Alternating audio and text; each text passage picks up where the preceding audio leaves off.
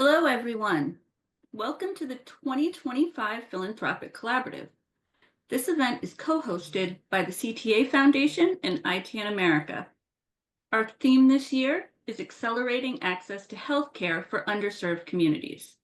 We have a fast-paced program for you today with 3 keynotes and remarks from people involved on the ground in volunteer transportation. If you have any questions during our presentations, please go ahead and put those into the Q&A. We have a little bit of time for questions saved at the end of the event, so if you enter those and after all of our speakers finish, we'll get to the questions. This event is being recorded, and a link to that recording will be shared in the next week or so. Finally, I also want to remind people that when you go to leave the event today, a little short survey will pop up, and we'd really appreciate it if you could take just a few minutes to answer those questions because we really appreciate your feedback. So now, with opening remarks, we'll hear from the chairperson of the ITN America Board of Directors, Ann Dellinger. Good afternoon, everyone, and a warm welcome to this year's Philanthropic Collaborative. I'm especially looking forward to today's session because it is such a timely and important topic: access to healthcare for underserved communities. It got me thinking about our work to support transportation options for those in need. And that got me thinking about trips and why people use ITN, which led me straight to healthcare visits, some of the most important reasons for requested transportation. We may not automatically think of transportation as a key barrier to healthcare, but what if you have health insurance and you have a usual source of care, who by some miracle can see you tomorrow, but you can't get there? It points to access to transportation as a fundamental factor in access to healthcare. And looking a little deeper, what are the differences in access to transportation among communities? Are there health equity concerns? How can these be addressed? Today, you'll hear about real-world efforts that speak to these questions and how working together in partnerships is key to their success. Thank you, and I hope you have a productive 90 minutes. Back to you, Morgan. Thanks so much, Ann. Now, we have some opening remarks from our co-hosting organization. I'm happy to introduce Steve Ewell. Hi, and welcome. I'm really excited to co-host this.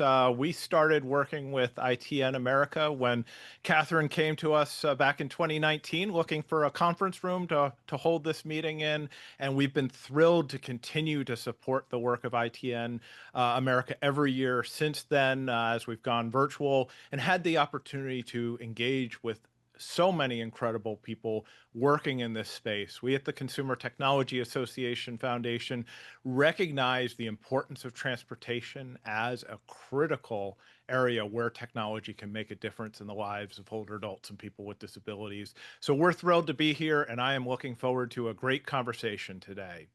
Back to you, Morgan. Thank you so much, Steve. Now, with our next remarks, I'm happy to introduce the founder and CEO of ITN America, Catherine Freund. Thank you, Morgan. Hi, everybody. Thank you so much for joining us today and for sharing your time with us. I'd like to just give you a quick overview of what is ITN America. It is the first and still the only national nonprofit transportation network. We now have 110 or 111 nonprofit organizations in our national network. And we provide technology for nonprofit volunteer transportation programs. And we also have a 178 research database built into that technology. We also work in public policy. We provide a tremendous amount of information to the public through our Rides in Sight program, which is the largest database in the United States of all transportation services for older adults and for people with mobility challenges. And that is available on the internet. It is free to the public and it is searchable. And we also have a new program that we're just beginning to launch this year called America's Volunteer Driver Center. So we do a lot of different things, but we are, altogether one nonprofit that works in all different aspects of supporting mobility for our aging population and for people, the many people who have mobility challenges. Next slide, please.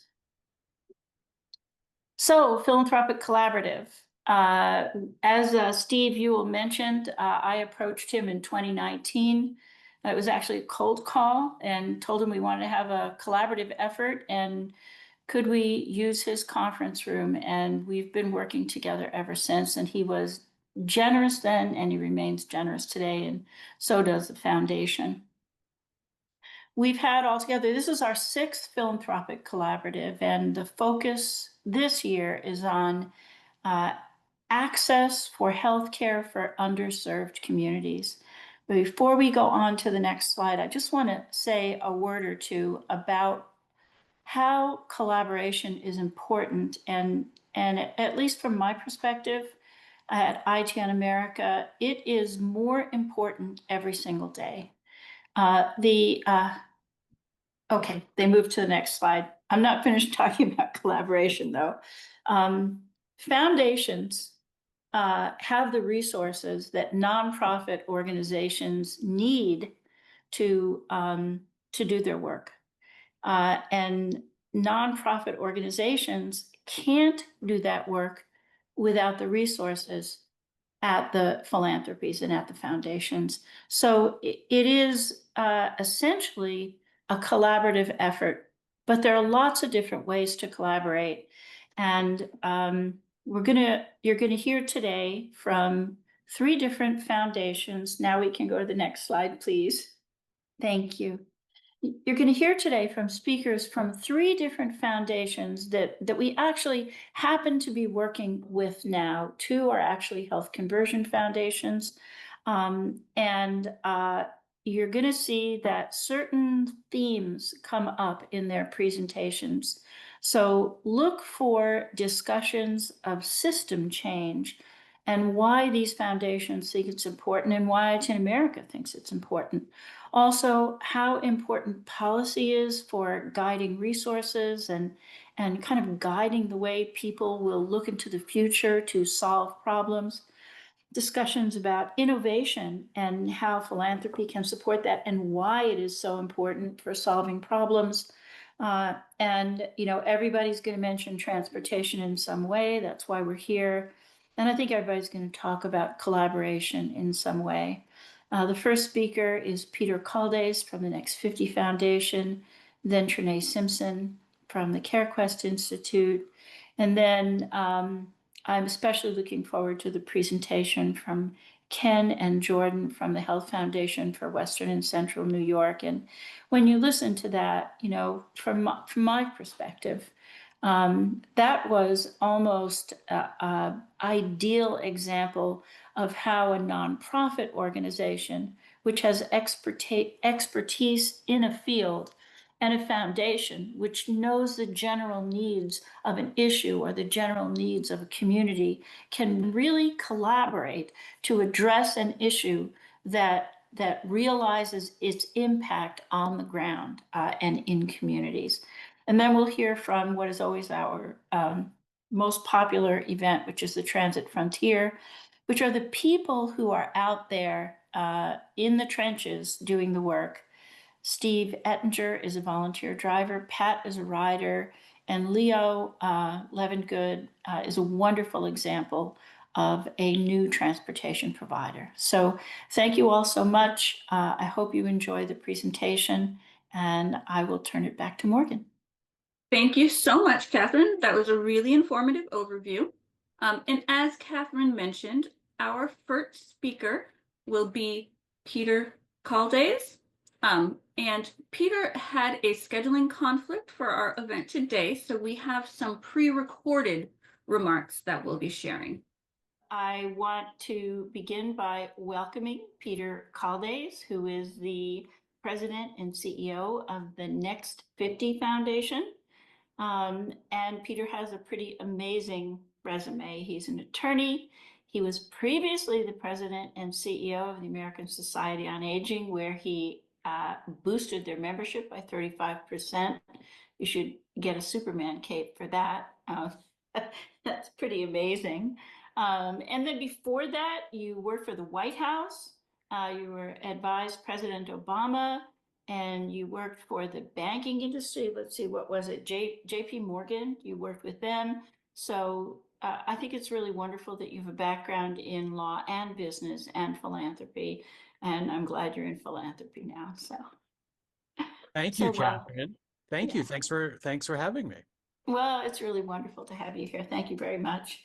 I want to also thank the Next 50 Foundation for supporting our work in transportation. You've been a really stalwart supporter, and you actually gave us the resources to build the website and the portals for America's Volunteer Driver Center.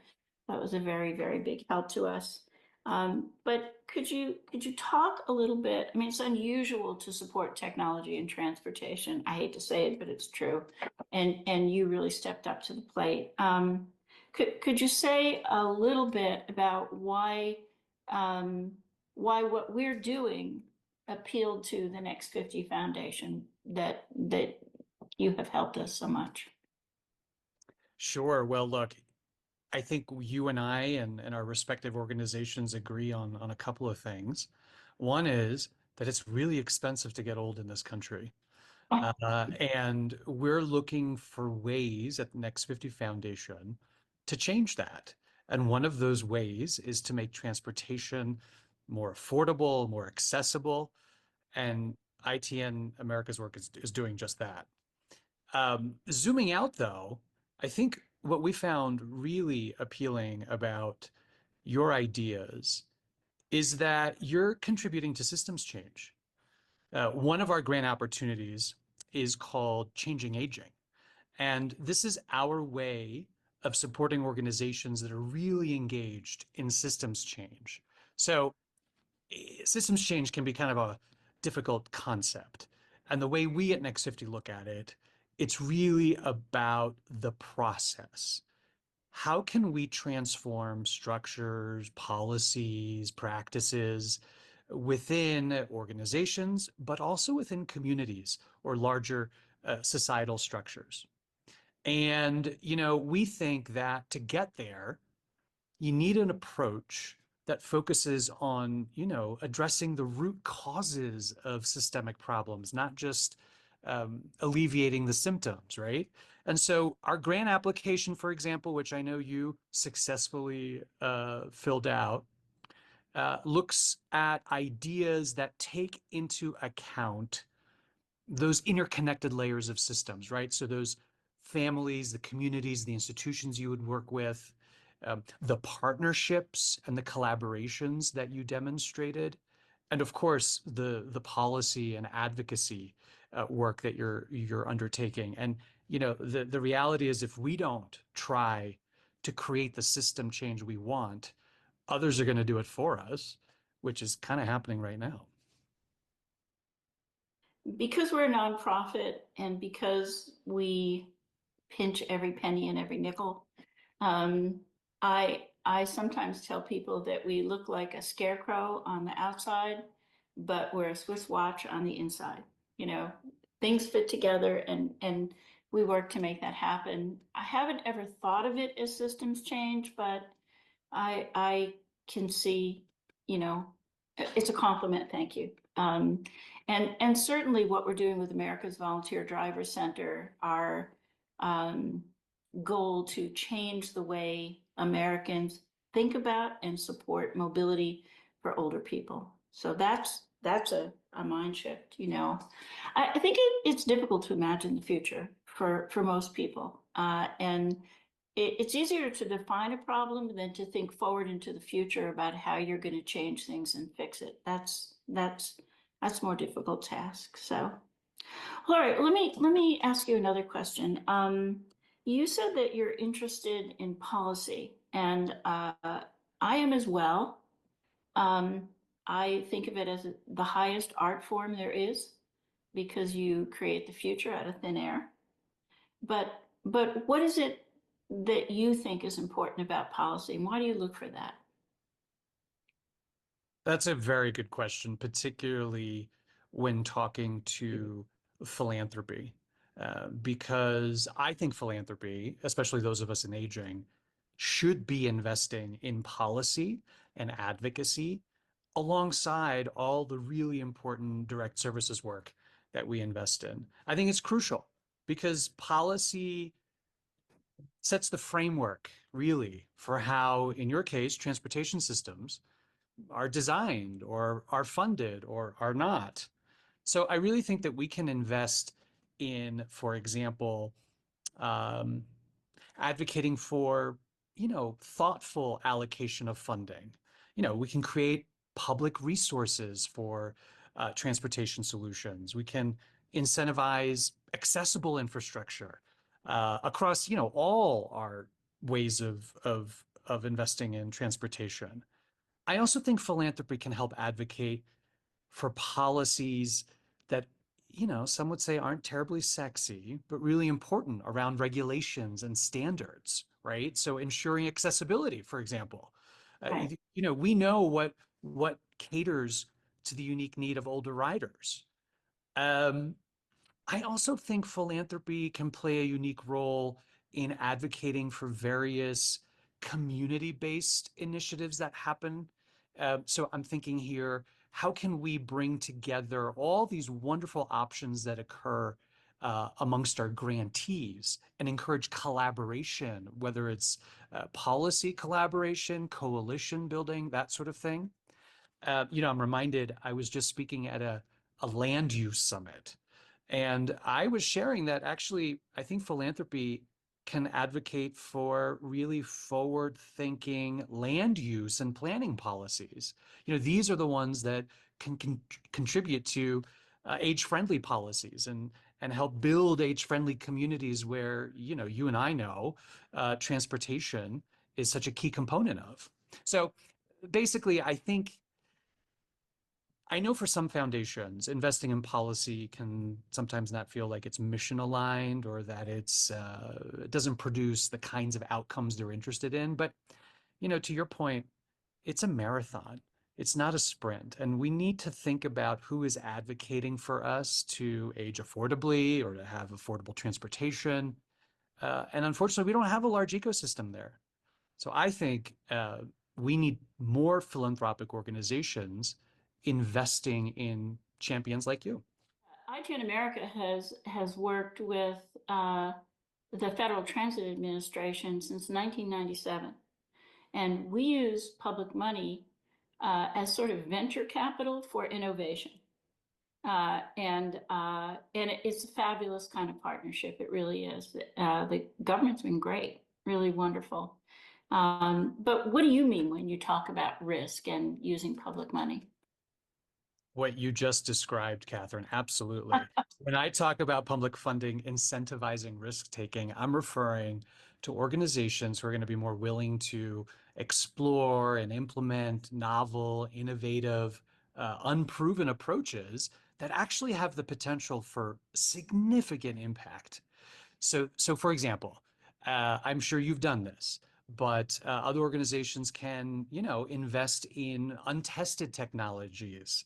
Think about adopting software platforms, right? Electric vehicle fleets or autonomous vehicles. They can also try targeting underserved populations or geographies. This could involve something like launching things in rural Colorado, for example, where we know individuals really suffer with a lack of transportation options. Uh, Also, this involves thinking about developing innovative financial models. How do we pay for this sort of thing? Are there new fare structures?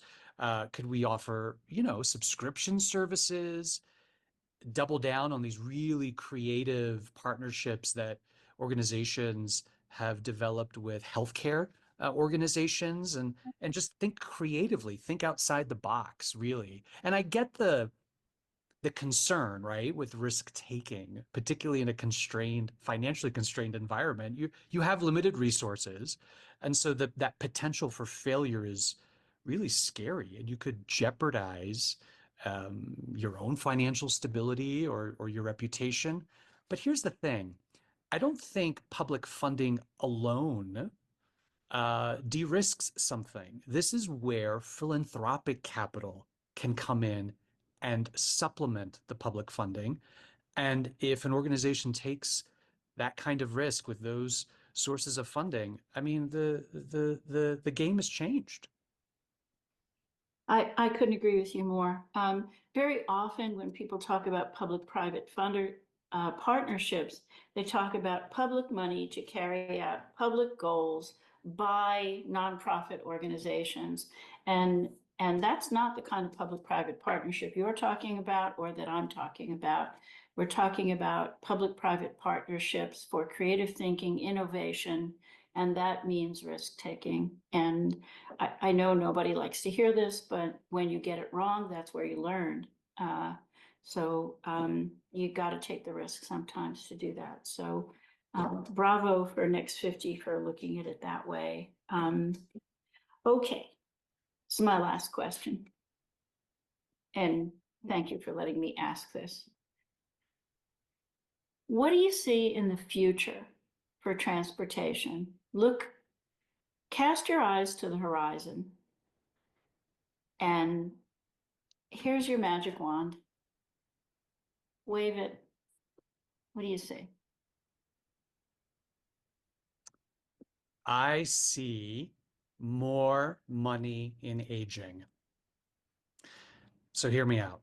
Last year, Next 50 received nearly $3 million in asks to fund just transportation efforts. So obviously we don't have the funding to fund these important projects alone. So if I could wave that magic wand you handed me, I would get more private investment into this space. So for transportation, what does that mean? It could look like private investments in public-private partnerships with public transportation. Think about all the non-emergency medical transportation offerings or ride-sharing services. Think about vehicle manufacturers and how they're tweaking their cars to meet older riders' needs. But I think we need to zoom out here for a second, because I actually think aging right now is seen as, a personal responsibility or a public sector issue. And I think that leaves a critical gap. There is the untapped potential of capital markets to drive innovation and impact how we age. So here's what I mean by that.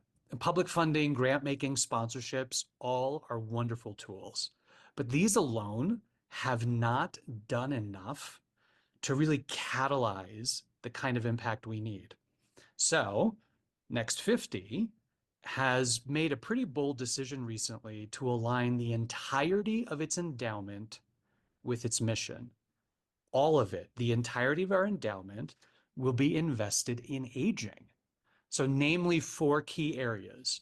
We're looking at healthcare, of course. We're looking at creating economic opportunity, the built environment, and social connections. If you're an academic, a practitioner, or a policymaker, you know that these 4 areas, if we get them right, we'll be able to really meet the moment and attract the kind of capital we need to just respond to this so-called global megatrend of our aging population. So again, if I wave my magic wand, I see more money in aging. Well, I like your vision. I think that's wonderful. And in transportation, in terms of public and private investment, private dollars for transportation outnumber public dollars 5 to 1. And so when people are no longer spending money on their cars, they can be spending money on transportation options. And anything that the philanthropic world or the government world can do to provide incentives, especially through policy, for private investment from business, from philanthropy, and from individuals in improving transportation would be a godsend. It would be a godsend. So anyway, thank you so much. Is there anything you want to add? Anything you want to say? Well, I'm just delighted that Next 50 can be a partner with you, Catherine, and the good work you've been doing, Thank you. and hope others will join in. Now, we'll move on to our next keynote speaker. We'll hear next from Trinae Simpson, the Senior Director of Philanthropy at the CareQuest Institute. Trinae will be speaking with us today about funding oral health systems change. Thank you, Morgan. So thank you again. It's a privilege for me to be with you today. So I wish Peter was here live so I would have had the opportunity to really respond to some of the great themes that came up in his presentation. So I figured I'd start by just sharing a bit about my organization. So I am the Senior Director of Philanthropy within CareQuest Institute. You'll see from this slide, we really are the culmination of over 20 years of experience across oral health, and really thinking through the ways that we can leverage our role within the oral health sector to bring about change. So about us, we are a nonprofit on a mission to improve the oral health of all. We believe in a future where the oral health system is accessible, equitable, and integrated. We know now that the system is not set up in ways to really support communities where they are. And there's so many complexities associated with oral health that it requires a systems change approach. It requires looking at the sort of root causes of the disparities and inequities that we see that are symptoms of the broader issue. And so here's a quick look at the different ways that we aim to drive change. So philanthropy is one arm of the organization, and we have several others. And one thing that I really like to stress in the work that we do is that we are a mission-driven organization, and oral health equity continues to be that sort of that theme that undergirds all of our work. I'm actually just coming back from Hill Day with the Open Network, which is also focused on oral health equity. And sort of through those efforts, we were able to bring folks together to talk about policy solutions that are informed by community, that are based on best practices that have been identified with our partners in health transformation. And we were able to leverage some of the expertise from our partners in policy and advocacy. And so we're quite, I believe, a unique organization, and we aim to sort of affect this change at that transformational level using all of these arms that you see on the slide. I like to say, and I've heard this before, that health really begins in the mouth. When you think about, and it has been demonstrated, the connections across optimal oral health and overall health, sometimes it's quite puzzling how our systems are still set up very separately. We know that oral health impacts other chronic conditions like heart disease, and diabetes, for example. And so really thinking through ways to support funding oral health as a key component of what it means to be healthy. Within our organization, we view oral health as a social justice issue. And so this is one of those areas where you can quite see that there are stark disparities and inequities that are experienced, especially by communities from historically marginalized populations, those living in rural versus urban areas, older adults, those with limited access to sort of safe and reliable transportation. And we also see stark oral health disparities amongst our veterans populations. And so when you think about the impacts of oral health and how it really goes across a broad swath of individuals, it really does require a more holistic approach if we're trying to improve for the future. So this is really the grounding of the work that we do within the philanthropic arm. We do focus on systems change. And so to the point that Peter brought up in his presentation, until we actually look at the root causes of the conditions that we see, they're just going to continue to exacerbate, right? And so also looking at this as a funder, we, as many of you all, have finite resources. And so we look at this from a way to approach sort of a responsible and fiscal management of our limited resources. No matter the amount of dollars that I think that we could have, there's not enough to sort of care or treat your way out of these oral health conditions. And so really looking at the systems, the practices and policies that shape how we experience oral health. And with that, that requires really a network-driven approach because we can't sort of impact this on our own. There's not one sector, one individual, or one organization, but it requires folks to work collectively and really breaking down some of those traditional silos. So how do we sort of make our decisions? Here are our philanthropic values, and these really guide who we look to as our grantees and partners, and really guide where we deliver our dollars. So work that demonstrates a health and/or racial equity approach, really getting to our focus on trying to close those gaps that exist among certain populations. Work that strengthens partnerships and collaboration to that lens that we can't do this in isolation. There's all parts of the sector, which includes beyond oral health, that need to be at the table to create systemic change. Work that engages communities. So we believe that in order to create a system that is more accessible, integrated, and equitable, that it has to be informed by communities themselves, especially those who have been most negatively impacted by the conditions within oral health. And then lastly, all of our work has to lead up to sort of policy or systems change in order to create that longer view of the work that needs to happen. So this is not a Band-Aid situation. This is really getting to what are the elements that need to be reshaped, rethought of, reimagined to drive change. I thought it would be good just to include for you all just our funding priorities and the main items which go through the Advancing Equity Through Oral Health Fund. And you can see we really try to look at this from the policy and advocacy space, which is really critical to create that longer term change. Then how is care delivered, ensuring that we're driving the field more towards value-based outcomes, that oral health is integrated into your care and also your expectations as an individual. And the other component of that is that community voice or perspective.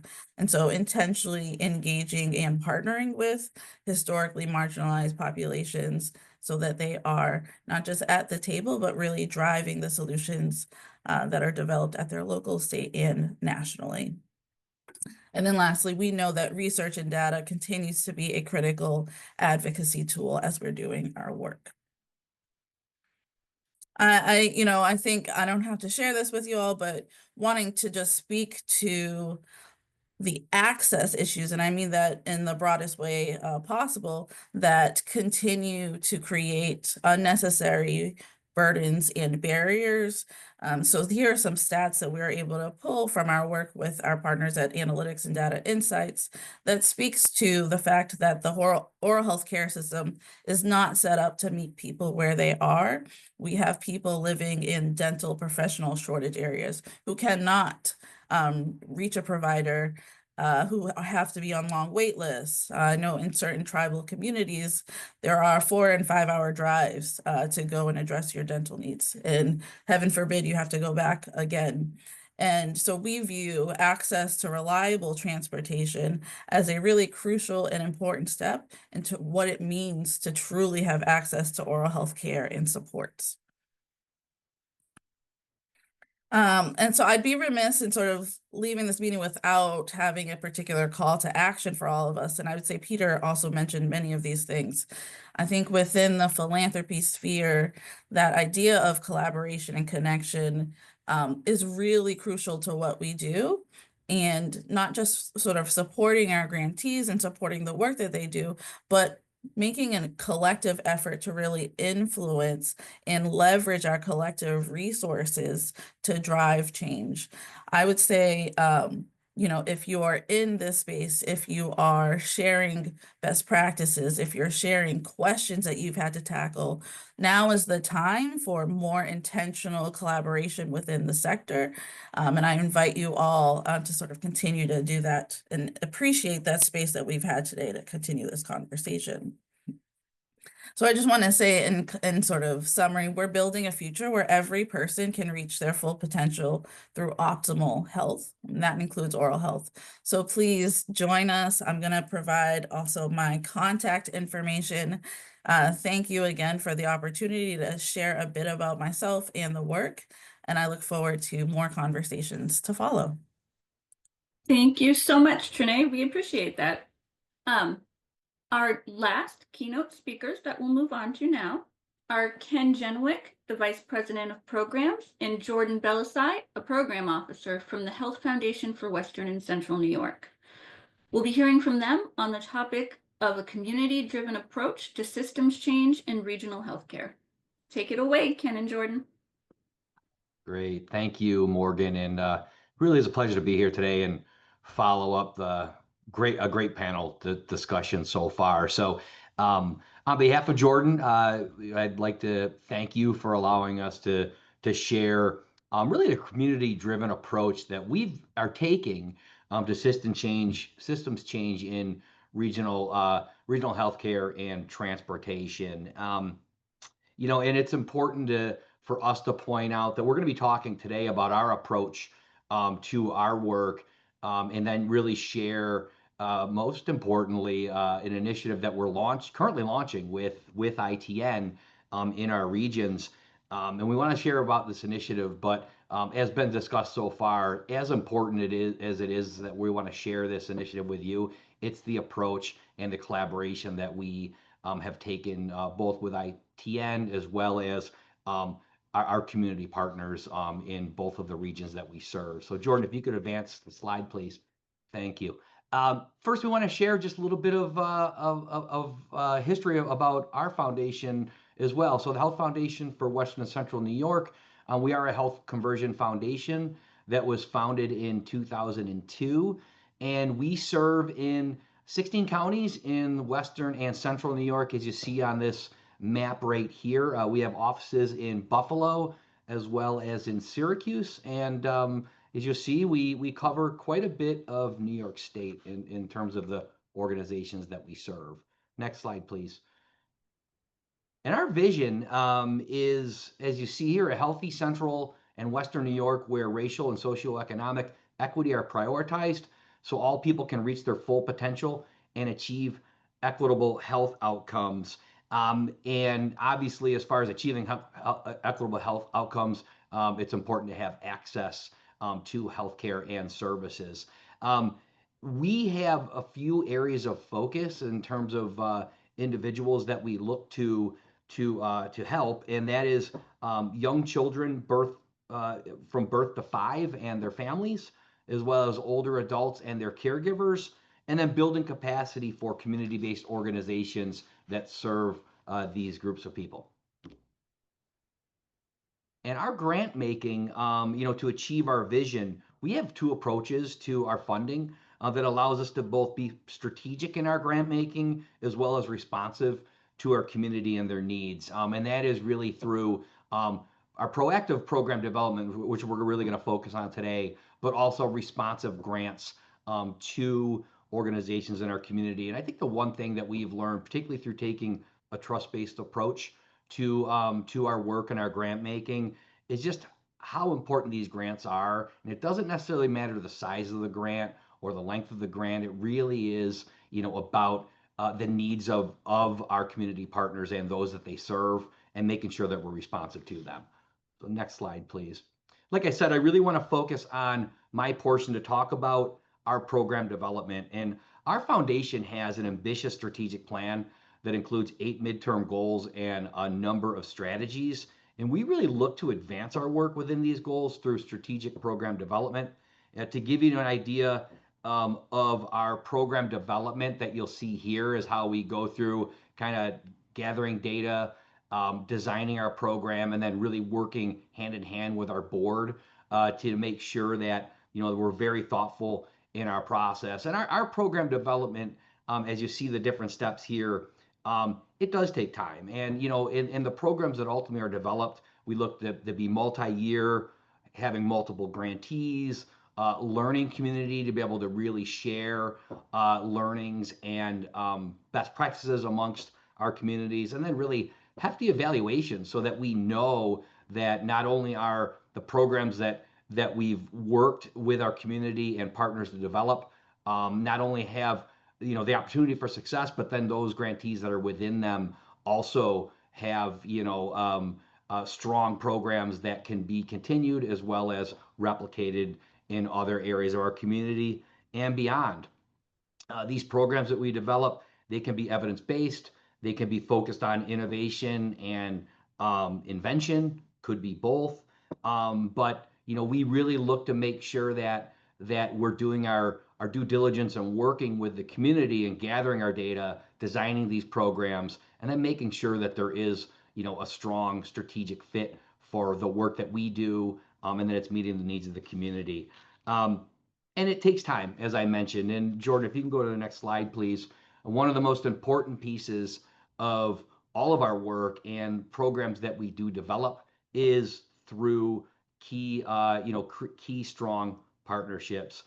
This does involve relationships, which do take time to build. And we were just talking earlier, Jordan and I, that we actually learned about ITN at an agent conference in Memphis in 2018, where myself and our president, Nora Bryan-Surik, were really able to hear and learn about ITN and their work, and have really been able to stay current and work with them over the years. That's really culminating in what we're involved with them today.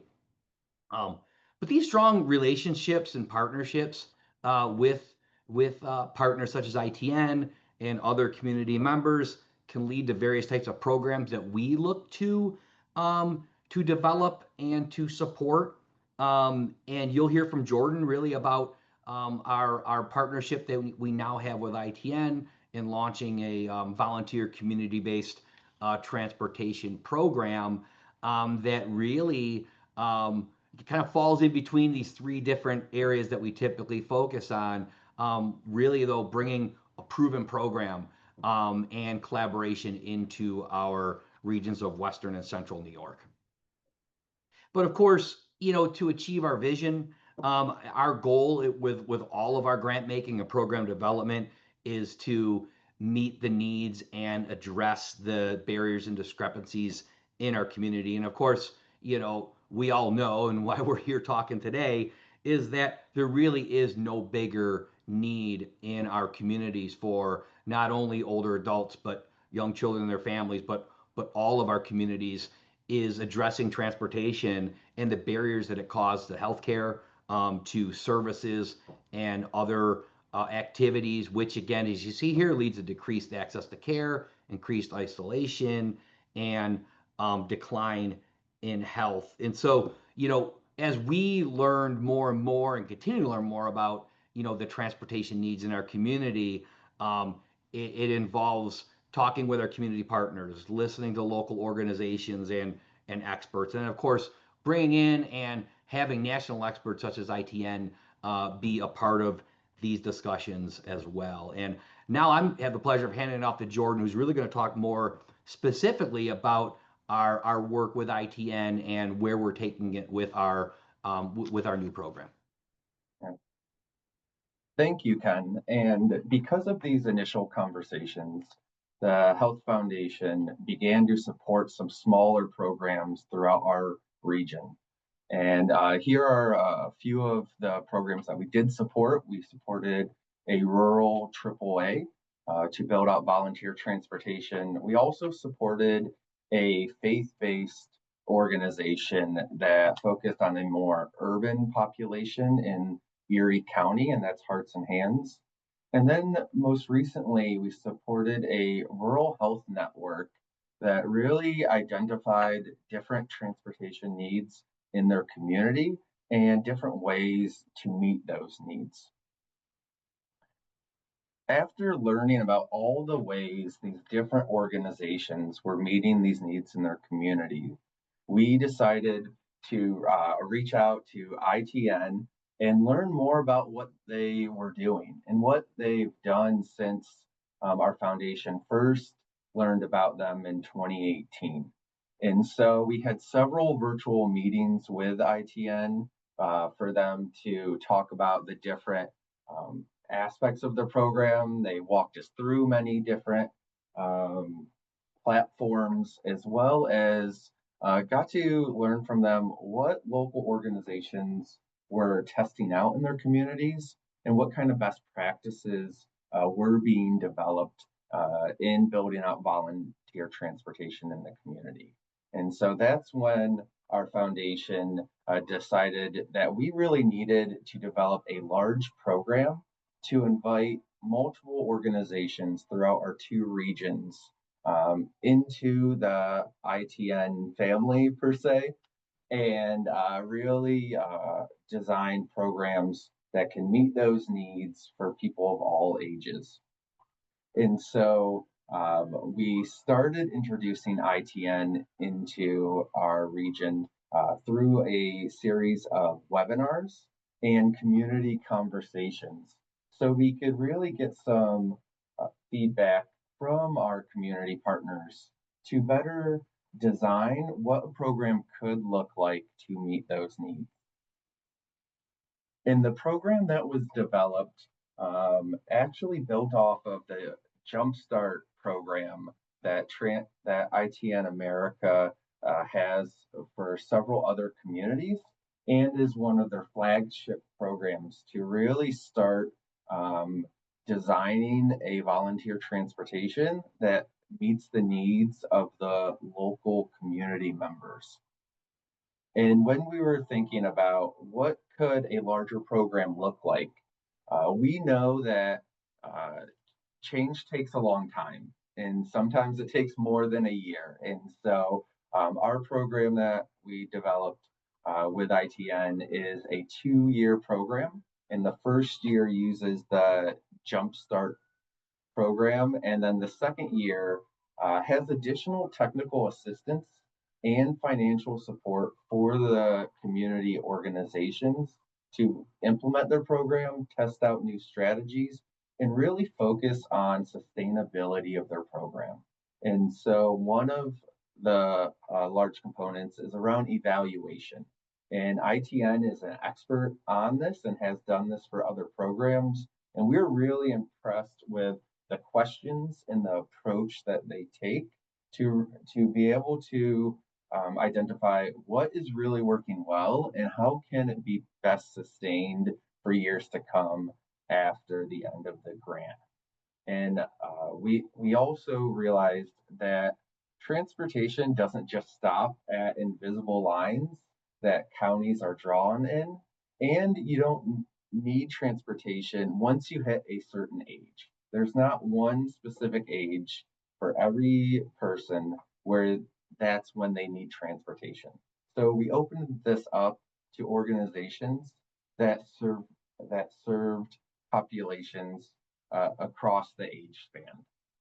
And thank you so much for your time today. And we really look forward to sharing with you more about this program after we launch it, hopefully this summer, and then in a couple of years to really share those outcomes. Thank you. Thanks, Ken. Thanks, Jordan. And thanks again to all of our wonderful keynote speakers. We've really enjoyed hearing from you. We're now going to switch modes a little, and we're moving on to our portion of the program called the Transit Frontier. And during this section, we're going to hear from people who are involved directly with providing or using volunteer transportation services. Before we jump into that, I do want to remind everyone that if you have questions for general questions or questions for any of the speakers that you've heard from today, please feel free to put those into the Q&A. We do have some time set aside for questions at the end of our presentation. So first up from the Transit Frontier, I'm happy to introduce Leo Levengood. Leo is the president of Lions Disability Transport Service out of Laramie County, Wyoming. Got some slides to share here real quick.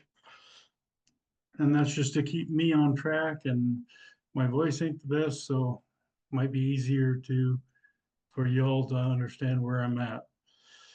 So as Morgan said, I'm the president of Lions Disability Transport Service in Cheyenne, Wyoming. And the mission of Lions Disability Transport Service is to provide transportation to the elderly and disabled throughout Laramie County, Wyoming. LDTS is committed to professional and friendly service to give the elderly and the disabled the opportunity to be included in our community for work, shopping, appointments, and anything else we wish to do. We started the program in 2022. We gave our first ride on July 17th of 2024. We have 2 vehicles, 5 drivers, and now 2 dispatchers outside of the volunteer board. And the dispatchers are paid by AARP. LDTS has 425 riders who've signed up for our service. We've given 5,642 rides and have had 1,793 cancellations and no-shows. The no-shows are approximately 60% of cancellations, which means we were at the door when they canceled. And 76% of our LDTS riders are over the age of 60, and 100% of our riders are not able to safely drive themselves. So these numbers are at our 10-month mark from giving our first ride. These are the 2 vehicles we have. Our needs right now is we need new vehicles, additional funding, more drivers, more dispatch, and an office. Right now we're in a 1-room office trying to do everything. And then of course, contributions from generous donors. But the main thing is that in a short amount of time, we've shown that throughout Laramie County, which applies to rural and urban, there's a very large need for this service. And we're hoping to continue to provide that service free of charge to everyone. Thank you. We are now going to move on, and we are going to hear from a rider, from someone who uses a volunteer transportation service. I would now like to introduce Pat Emery. Pat's a rider with the original ITN program that was started here in Portland, Maine. So Pat's a retired teacher, and she lives in Westbrook, Maine. So thanks for joining us today, Pat. I appreciate it. You're welcome. So Pat, if you could tell us a little bit about what is it like to take rides with ITN Portland, and what types of rides do you normally take? Well, to take a ride at ITN is like having your own chauffeur. The drivers are fabulous. They're polite, the women and the men, and the men always, and the women too, they always open the door if you need it. They help you in with packages if you need it. And I'm very much impressed with the whole situation. And the appointments I go to, of course, dentists and doctors, grocery, pharmacy, of course. And once in a while, I treat myself to a good ride to Barnes and Nobles because I'm an avid reader. And so I can't say enough good about ITN. And I had 3 different places I could have chosen. And my son got me the applications. And I recognized right off that ITN was the one for me, because even though you have to be organized and make sure you if you have an appointment, you call 2 days in advance. There are rules to follow, which is fine. And I find even with what I pay ITN, it's a lot cheaper than owning a car. And so I can't say enough good about it. It's almost 2 years I've been part of ITN. Thanks. And Pat, could you talk to us a little bit about in those 2 years, what kind of difference does having access to these rides make in your life? I felt very isolated, and I tried looking at bus schedules and all that. And my son was in good health at that time, and he was helping me with a lot of things. He's had bad health since he had a stroke. And so it means that I really don't have much, unfortunately, communication with my grown daughters. So I was really pretty much alone since I lost my husband nearly 8 years ago. So it literally saved my life and made me independent, which is something all aging people want to be as much as possible. We don't like to give up our independence I had to give up driving. It was my eyesight. And so I knew immediately just from the form that I got from ITN through the computer. My son did that for me. That was the one for me. And I had to get used to the rules. Well, they aren't very bad, they're easy. So it's made me as independent as I can be in terms of getting places. It took a while to accept that, I'll tell you. And anybody, it's not something that most people can afford this. I don't know why. You offer all kinds of help, and if I couldn't call up Ralph or Jonah for a ride, I'd be devastated. And that's what we love to hear. Thank you so much for sharing your story with us today. We really, really appreciate that. Thank you. And the last perspective that we'd like to share with you today is that of a volunteer driver. So volunteers are definitely essential to what we do, and we have a volunteer here with us today. This is Steve Ettinger. He's a volunteer driver with ITN Monterey County. And go ahead, Steve. Thanks for joining us. Hi, can you all hear me? Oh, great. Well, I'm just so glad to be a part of this team. It really gives me a great deal of pleasure to be able to drive people through ITN to get them to where they need to go. I drove a couple clients on Monday, and driving them around, you can kind of tell what their limitations are.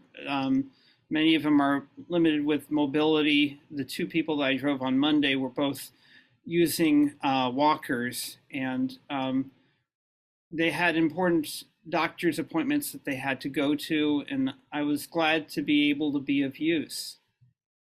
Thanks, Steve. And can you talk to us a little bit about what it was that first inspired you to become a volunteer driver? Why did you join as a driver in the first place?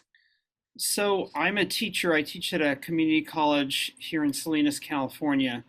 And I've always believed in giving back to people, giving back to the community. I think that's one of the reasons why I became a teacher, is because I wanted to help. I teach music, so I wanted to help give younger people the same love of music that I had growing up. So in 2020, when we had the pandemic, all the classes I had to teach online all of a sudden. And I think it happened at the end of March, and right after spring break, I was told all my classes would now be online. And I missed the interaction with people, particularly with the students. And so I approached Jessica McClintock at the ITN branch in Salinas. And she was very enthusiastic about having me come on board. And it was really kind of a neat process, just going through the training, seeing how this organization developed, and getting all the paperwork done, and then actually starting to drive people. It really made me feel like I was doing something worthwhile. And it's important, I think. Volunteerism is just a great thing in general, because it takes you out of whatever little corner of the world you're in, and suddenly you have other issues and other needs that you have, other people's needs that you're responsible for. And sometimes when you're in your own corner of the world, you can get frustrated because there's only so much you can do. I wasn't going to be able to change the pandemic. I wasn't going to be able to create a vaccine any faster than the people that were working on it. So, and there were actually very limited opportunities to volunteer at that time. I couldn't volunteer at the library. They didn't even want me delivering books. They were afraid that, somehow people would get infected. I was able to continue volunteering for Meals on Wheels. That's the other organization that I volunteer with. But ITN's just been wonderful. They did have a protocol in place for COVID where I wore a mask, and they had all of the clients were in the back seat rather than the front seat for quite a while. And then, but I still was able to interact with them. And then gradually, as the restrictions faded away, they were able to ride in the front seat, and I didn't have to wear a mask. It was easier for them to hear me when I spoke, easier for me to hear them when they spoke. But I like getting to know people. And in ITN, sometimes the writers, the clients that I drive, it's just their first time, and I get to meet new people. And sometimes I drive the same clients over and over again. There's a woman that I've been driving to dialysis probably for the last couple of years. And, every time she's in the car with me, she tells me something new about her life, and I ask her about things that she said previously, and we've built a nice relationship, and I really value that. I feel that it's brought me, I like to think that my volunteer work at ITN has brought out a lot of the humanity in my life and in my world. Steve, we really appreciate you joining us and sharing your experience today. So thanks again. And thank you again to everyone who spoke from the Transit Frontier. Working in making sure people can get where they're going every day is a big task, and we appreciate the work you're doing. We now have a little bit of time to go ahead and take some questions. If you have any questions and you haven't already, please feel free to put those into the Q&A. If by any chance we can't answer a question right now, if it's for a speaker who's not available anymore, or we just may not know, or we may not have time, we will follow up with you. We have your email addresses, and so please know that follow-up can happen. Also, when we finish up today, if you think of a question, an hour from now, before we close, we'll share some contact information, and we definitely encourage you to go ahead and reach out with any additional questions that you come up with. And now Susan is going to help us with some of the questions that have come in. Okay. So the first question's kind of long, so I'm going to read most of it, but kind of paraphrase it. It's about volunteers who drive their vehicles. They perform when they work for a nonprofit. They're restricted by tax law to deduct only 14 cents per mile, a rate set decades ago.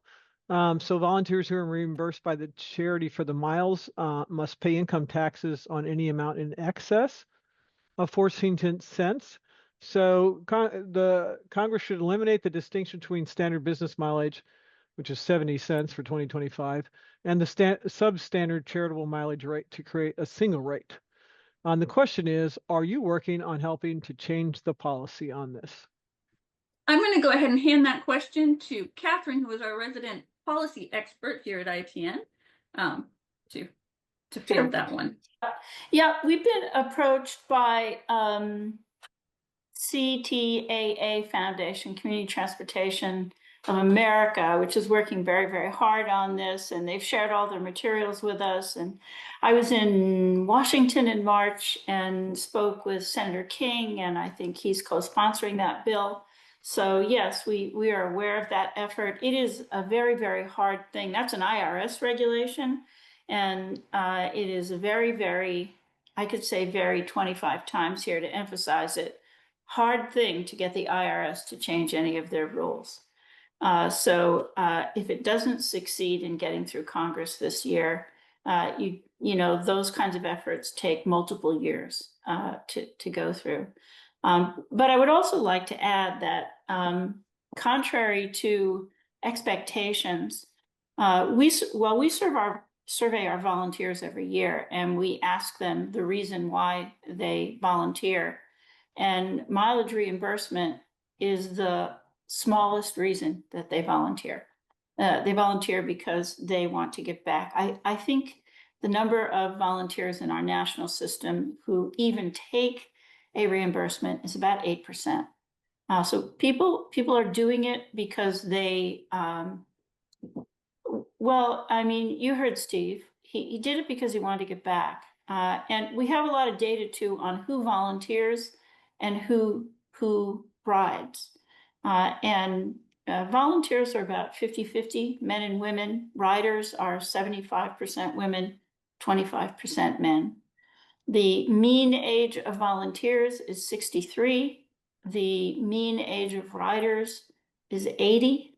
The median age is 83, and the modal age, which is the most common age, is 85. So also the income level of the volunteers tends to be much, much, much higher than the income level of the riders. So is the education level of the volunteers. So the picture that emerges, at least from our data, because volunteers are not a monolithic group, and the volunteers who are volunteering in, you know, Montana may not be like the volunteers driving in California or Rhode Island. And so there's an awful lot we need to know about volunteers in order to really work effectively with them. So anyway, those are just our data from ITN, and we're just one volunteer system. There's more than 1,000 different volunteer programs in the United States. It's a huge, huge, huge national group. And anyway, that's, I have a question. Can I ask a question? Can I squeeze one in? Sure. And then we'll go on to the next questions because we have a couple more. So, okay. But somebody, I just wanted to add that somebody said that to this question that they did say this limits our ability to attract and retain volunteer drivers in a rural setting. So that was just an added comment on to that. Makes sense. That makes sense because it's much longer mileage in rural settings and many fewer volunteers. So that makes absolute sense. I think it's a good policy. I just am saying it's not the only reason people volunteer. That's all I'm saying. Just like anything anybody does, you have many different reasons. Leo spoke very, very quickly, and I know he has an interesting story about why he decided to start a transportation program, and I was wondering if you would mind sharing that. So I'm a case manager for the developmentally disabled, and one of the people I work with lives in a rural area. She's in a wheelchair. We had set her up for pretty much the ideal job, and transportation prevented us from getting her to and from that job, and she lost the opportunity. And we have not had the opportunity to employ her since. And that combined with the 5-year plan from the University of Wyoming Institute for Disabilities 5-year plan had transportation, and during the research for that, I figured out that yes, I can get transportation for these people. And so I pulled the group together. We started the process. We got AARP involved to get, and they're the ones that are supplying us our dispatchers. So we added the seniors to it, and it's kind of exploded on me. So it's just, I'm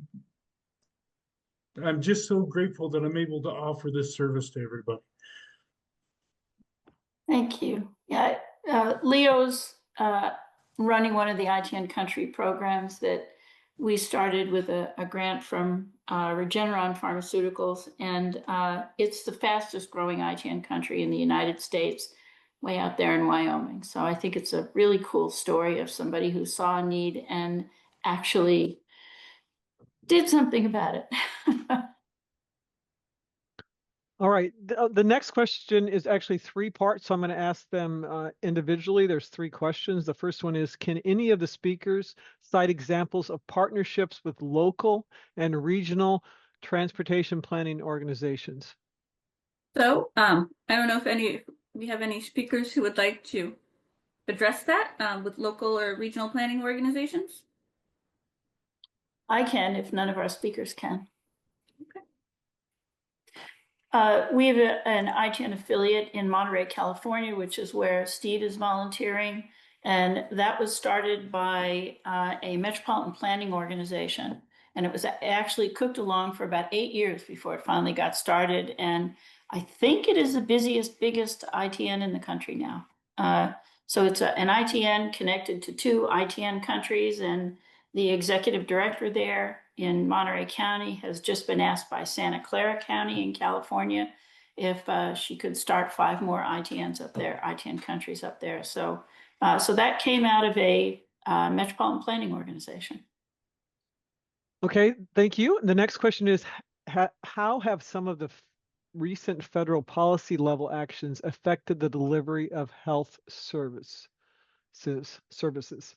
Well, I'm not entirely sure that that's a question that we can answer. I think that would be something for individual transportation programs or healthcare providers to answer.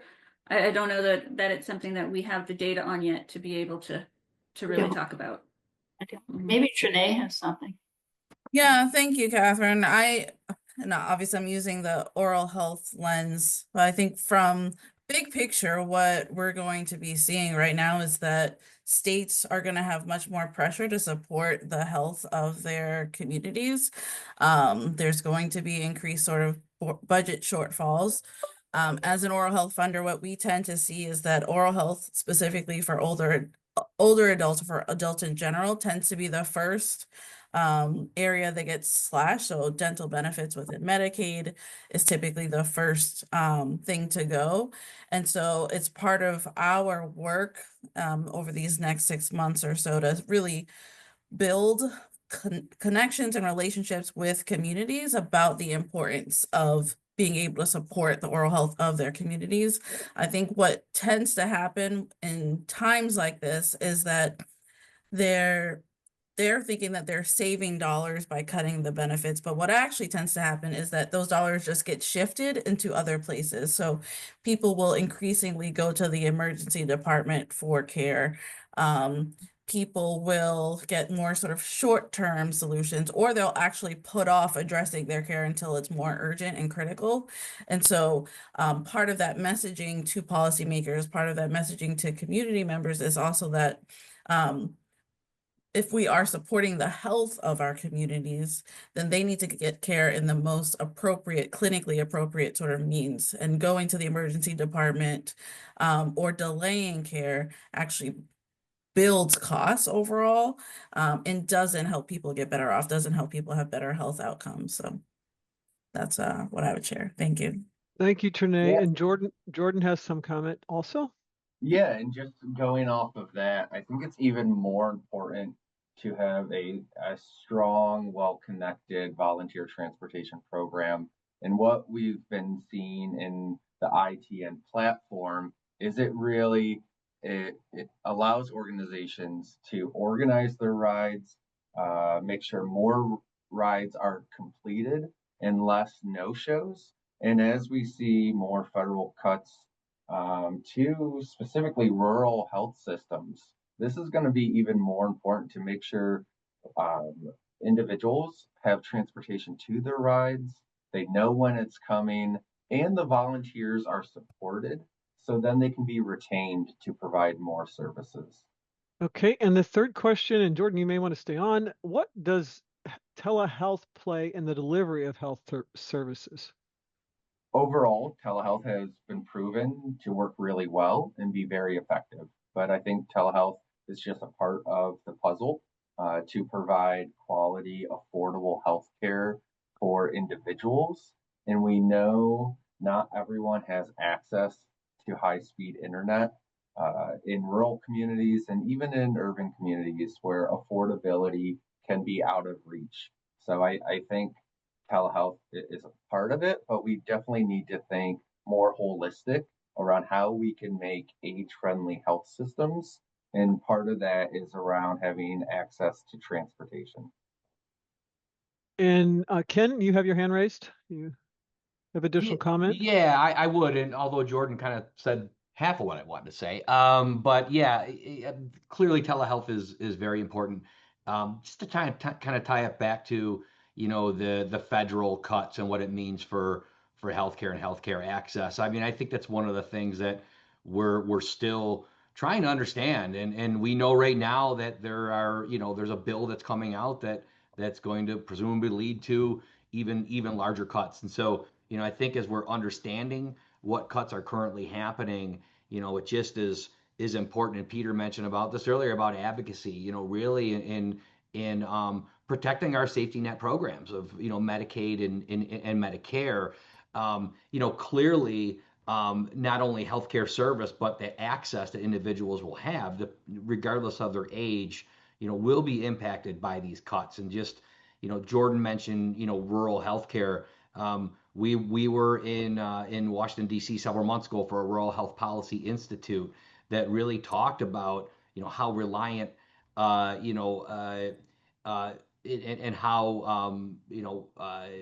how difficult it is for individuals in rural communities to access care. And so while it does appear that telehealth is receiving funding, it is becoming more and more important.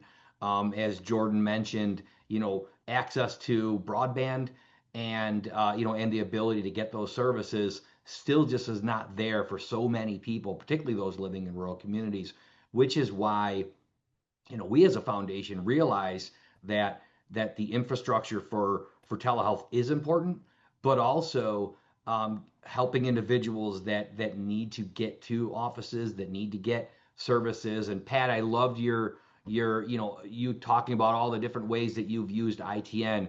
We believe that that's so important, not just doctor's appointments and visits to clinics, but access to shopping and other things are just so important for an individual's health and well-being, which is why that access and reliable transportation is just so important.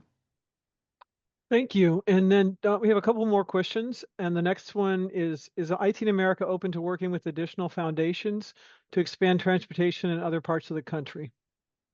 Catherine? So Catherine, I think that one's for you. I think the answer to that is the sky blue? So yes. Yes, we would love to work with other foundations. Now, there's all different kinds of foundations. There's family foundations, there's community foundations, there's health conversion foundations, and we would love to work with anyone. You can, there's an email at the end. You can write to that email, or you can write to me, or you can call me. There's a phone number there. Thank you, Catherine. And then one last question here. Can Leo speak to the partnership of AARP funding their drivers? As a nonprofit service provider, interested to hear more. So with AARP, they have a program where it's training seniors to go into different fields. So their program is set up to pay the people minimum wage to learn different careers. And that's the program that we've got the drivers. The way it's set up is we contact the local AARP office and set up as a service provider for them. And then they try to find people that will fit our criteria. The people will come out and interview with us to be double sure of a fit, and then we usually start them right away. But it's from my understanding, it's a national program with AARP where it's cross training the elderly into other areas so that they can continue to work. Thank you. And I can actually provide a little bit more information about that. I believe the program that is in Wyoming being run by AARP, it's run by different nonprofits all across the country, but it's called the Senior Community Service Employment Program.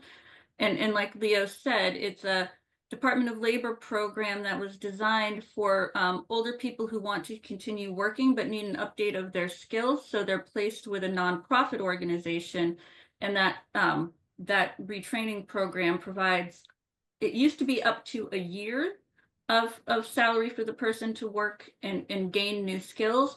I'm not sure if it's still that same time period. It's actually All right. down to 6 months now, unfortunately, Okay. and it's limited at 15 hours a week. So they were at 30 hours a week, and then recently they cut it back to 15 hours. And now we thank you, Susan, for moderating those questions for us. We really appreciate it. Like I said a little bit earlier, if you think of something else, please go ahead and reach out to us. We're happy to answer additional questions. And now I'd like to turn it over back to Catherine for some closing remarks. Thank you, Morgan.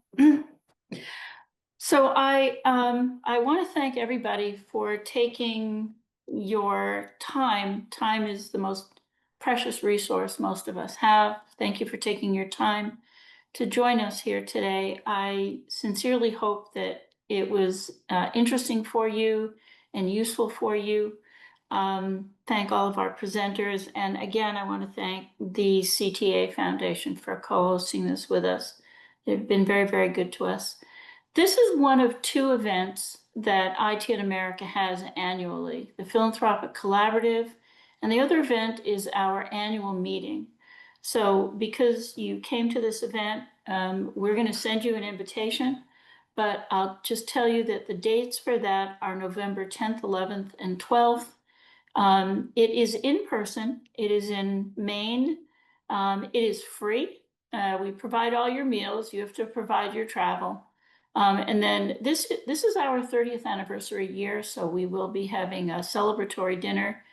I can't say that that dinner is free, but we have invited both of our senators, and I think they will be joining us because they're very pleased with the work that we're doing, and they're strong supporters of it.